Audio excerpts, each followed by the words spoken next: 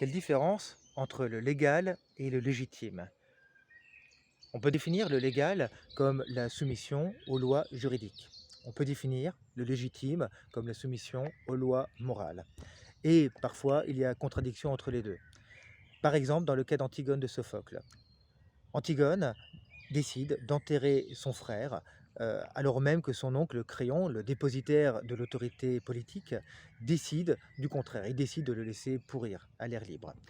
Antigone brave son interdit et va enterrer son frère. Et lorsque Créon lui en fait le reproche, Antigone oppose les lois non écrites aux lois écrites. La référence aux lois non écrites, c'est-à-dire aux lois morales, aux lois universelles, absolues, qui même s'imposent aux dieux, eh bien, c'est un appel à ce qui est légitime et à ce qui dépasse le cadre strict de la loi juridique.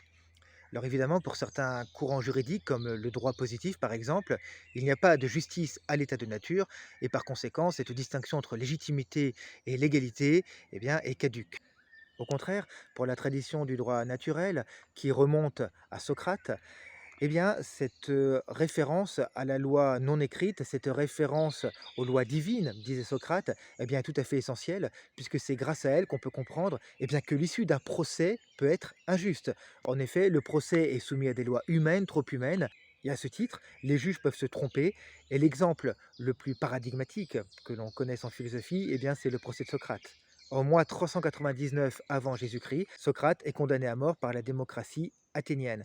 Et là, on a l'exemple le plus clair de cette opposition entre le légal et le légitime. Il était légal que Socrate soit condamné à mort, et cela était parfaitement illégitime, et cela va choquer totalement Platon, qui va donc poursuivre comme intention de réhabiliter Socrate et de faire en sorte que plus jamais cela n'arrive à nouveau. Légal et légitime, droit et moral, deux conceptions de la justice qui s'affrontent et qui, croyez-le ou pas, continuent de s'affronter aujourd'hui.